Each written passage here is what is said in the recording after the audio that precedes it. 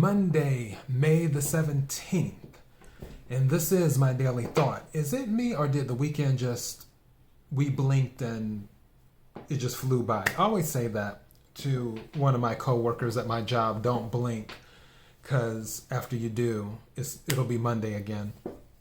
But anyways, for those who are new to my daily thought, I usually talk about some of the things that's going on in my life, and then I go into the daily thought itself, and usually I'm multitasking throughout the entire time as well. So, yeah. But where to start? Oh, yeah. KIRWKC.com, main podcasting platform.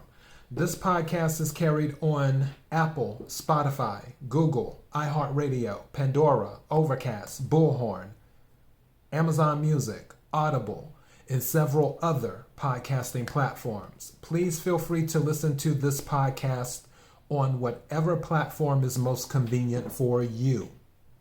KIRWKC on all the social media platforms. Now that I've got that out the way, let's talk about some things that have been going on. First of all, you might hear some helicopters going by because there is a fire not too far from me. And the crazy thing is, I went to lunch with one of my friends yesterday. Hadn't seen him in forever. Wasn't sure I was going to go to lunch. I was leaning towards not going because I was dizzy earlier in the morning. And I was like, you know what? I really need to go, because the friend that I went with, I hadn't seen him in such a long time. And I was just like, I'm just going to have to thug it out. Hopefully it will get better. And it did. It got better. And when we had picked a place, or when we were in the process of picking a place, I was like, oh, well, did you want to go to Malibu? And he was like, no, Malibu's too far for me. And then he's like, what about the Palisades? And I'm like, no, I don't really want to go to the Palisades. Even though he was saying Malibu is too far for him, but the Palisades and Malibu are not that far from each other, but whatever. So, we finally decided on somewhere in Sherman Oaks. When I went outside, I was like, what is that smell? Because it smelled like a battery burning. You know how when batteries burn, they have that smell, or something electric? And I'm like, what is that smell? Where is it coming from? And then as I'm looking around, I'm seeing ash, and I'm like, what is burning right now? Because I haven't checked. I haven't done a search, because you know me, if I don't know something, I'll look it up. And at that moment, because I was looking to get somewhere, I was more focused on that.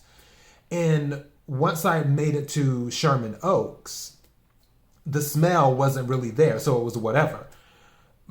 And my friend and I, we caught up and we talked about some things. I told him some of the stuff you already know about that's been going on in regards to, like, and somebody's honking their horn right now, the joys of Los Angeles.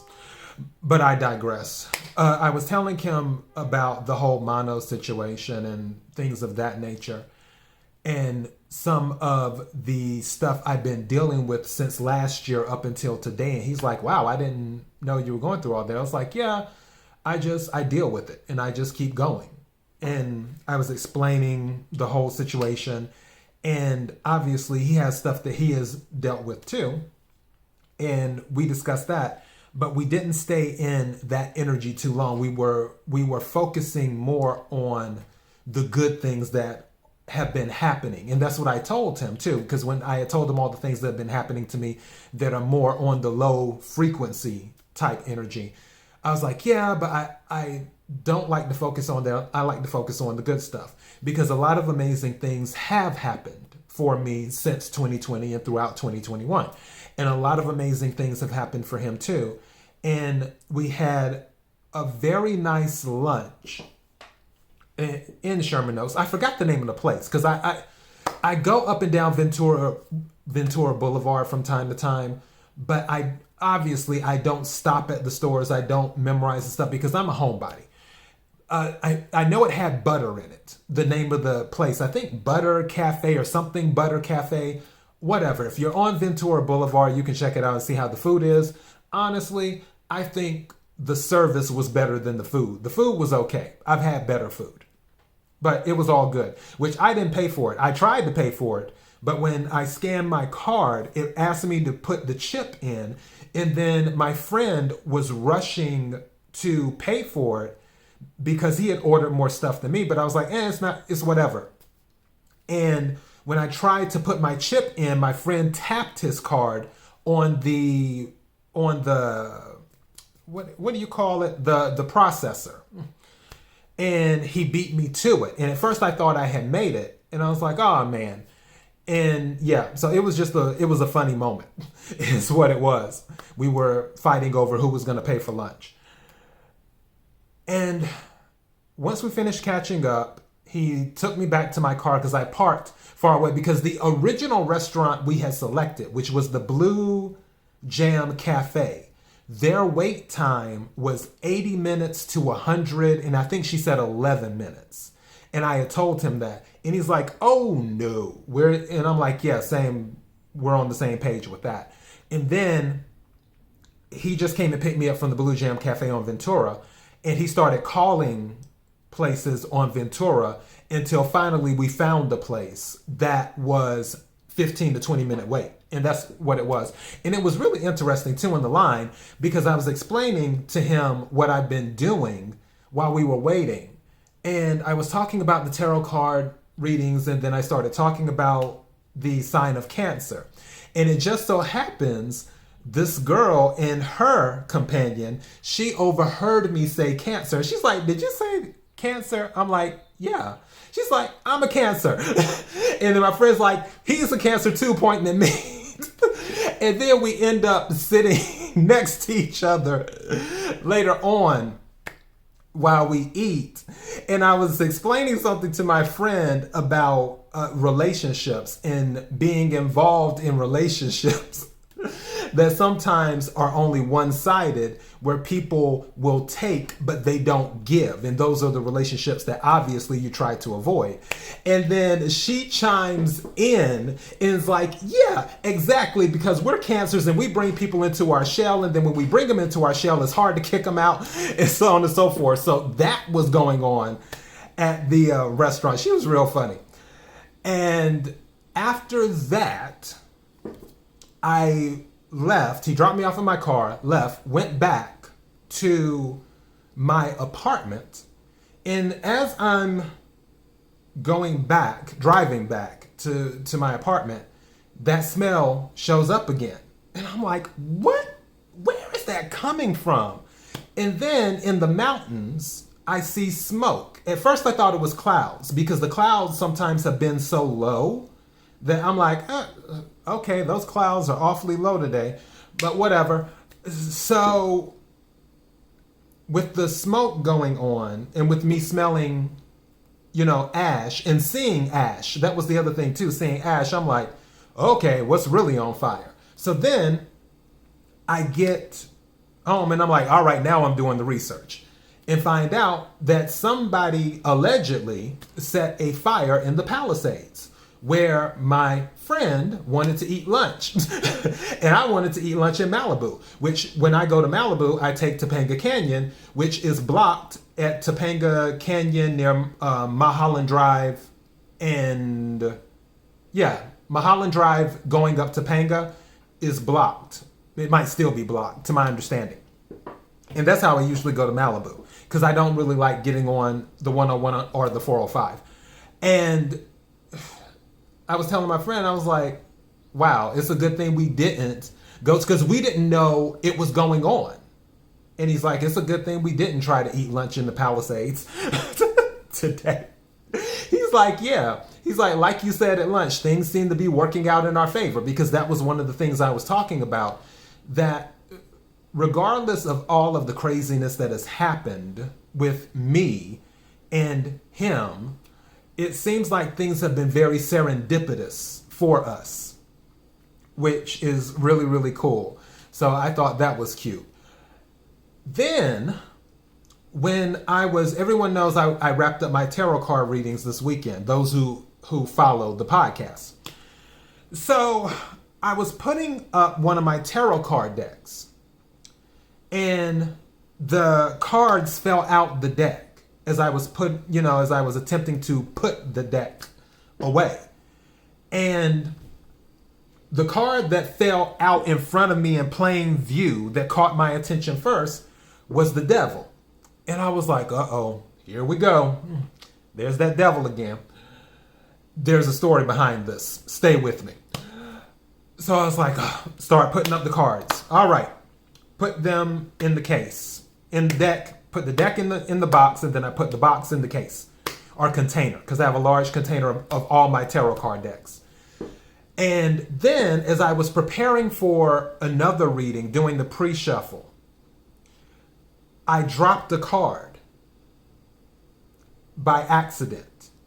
But apparently it wasn't by accident.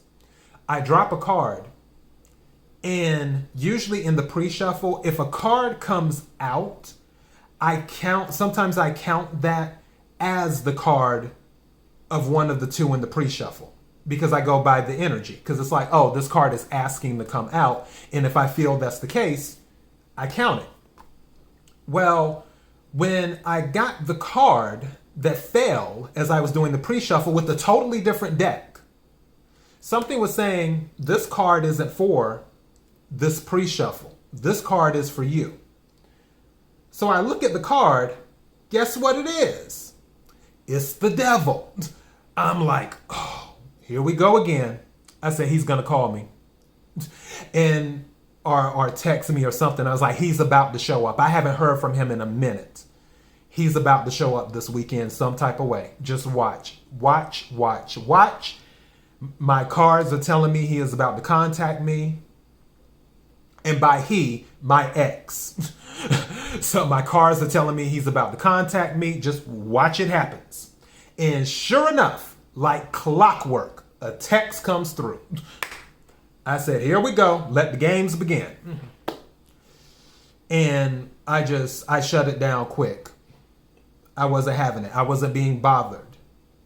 Because I have way too many other things on my mind to deal with the devil. And for those who don't know about tarot decks, the devil represents many things. It can represent codependency. It can represent addiction. It can represent ego. It can represent negative self-talk. It can represent toxic traits. It can represent what is bad for you. In some rare cases, it can represent what you need to do to handle a situation. Because it's all how you use the energy. However, I've identified that energy between my ex and I that I've been on and off with for 5 or 6 years now. Hell, I've lost count. And the energy is toxic. It's a toxic relationship. As much as I love my ex, it's still a toxic relationship. And you have to recognize that. Which, that's another thing my friend and I were talking about at lunch. We're toxic relationships. And speaking of which, by the way, keep your fingers crossed. I should have my first interview this Thursday with a love coach. So, waiting to see. I won't say the name yet. I won't do any of that stuff until it's recorded and ready to upload. And then you'll find out who it is. But, yeah. So that's interesting, too. So hopefully that will be going on Thursday. And as long as that goes off without a hitch on Thursday, in addition to that, I will do the sign pull for the love readings, exclusive love readings for June. So love readings will be separate from the regular general readings. And I'm redoing the way that I do the general readings. I will more than likely start using my customized situations tarot deck with the general readings. But as for my X, that goes to my daily thought, along with other things. Low frequency energy. I always tell people don't dwell, and I've mentioned this before on my show. Do your best not to dwell in low frequency energy. That relationship, that codependency, that's low frequency energy, is what that is. When things don't work out the way you planned, don't dwell in it. It's low frequency energy. I do my best, and from time to time I'll think about it, because the thing that happened to me with the mono, I could have avoided if I would have just listened to my intuition. If I would have just listened to my intuition, none of it would have happened at all. Because as soon as I had seen the side dishes were shared, the first thing that went through my mind was, oh my goodness, we're going to be sharing the side dishes together at the restaurant. My intuition said, don't do it.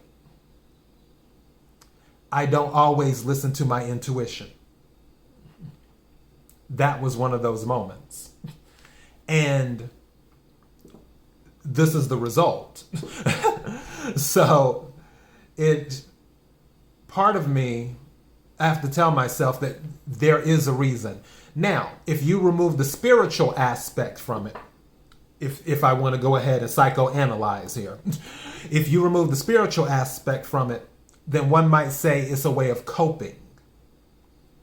However, I can't help but include the spiritual aspect due to my life experiences, where things have happened throughout my life where it's just you just know there was something more involved than luck and good fortune. There was something that was looking after me or after you in whatever situation that you've been in. Just like I told you the story with a Mother's Day story when I fell on the horseshoe stake. One thing I didn't mention was that the doctor had said, the doctor in the emergency room that had done the stitches or whatever, had said that if I had fell just a little bit certain way differently, then by a few inches, I more than likely would have been dead, is what the doctor had told my mother. Also, which I think I told this story too, when I was 5 years old, I was playing with my cousins, always playing with my cousins. And I was by the pool, had never swam before, or would it be swum? I'm always analyzing, grammar in my head. I'm like, is it swim, swam, swamp? Wait, what? But yeah, you know what I'm saying. I was not a swimmer. And I jumped in the pool in the deep end. My cousins couldn't get me out. Someone jumped in the pool and rescued me and brought me back to life. My mother and everyone to this day still doesn't know who the person was. All that my cousins just said, it was they said some Arabic man. So somebody who must be Middle Eastern or whatever at the time. Mind you, this was, let's see, hold on. I'm running the numbers. I'll be 42 in June. So yeah, 37 years ago, give or take. So almost 4 decades ago. And my mother to this day still doesn't know. She just called the person who saved me and brought me back to life the angel that rescued me. There have been other situations in my life where I really shouldn't be here. Like, I really shouldn't be here. And I understand that some people are saying, well, some people get lucky, but luck only goes so far. Luck only goes so far. I mean, come on now. It's like, you get lucky once, you get lucky twice. It's almost like if you're winning the lottery once every year, which is pretty much close to impossible, you're going to have to start ruling out luck. You might have to start incorporating or adding something else to the equation, is what I'm saying. Hence, where spirituality comes in. And I do my best to focus on the things, the good things, to keep me out of. Because yeah, my mind, anytime I'm feeling a little bit, or whatever, my mind does go back to that night for, with the dinner and everything for a second. And then I'm like, don't stay there. Do not stay there. Think about something else. Don't dwell in that energy. Because when you stay in that type of energy for too long, the universe is like, oh, you must like that energy. Okay, let's give you some more of it. Let's give you some reasons to stay in that energy. Because you start bringing in things, because you're a magnet. And it takes a lot.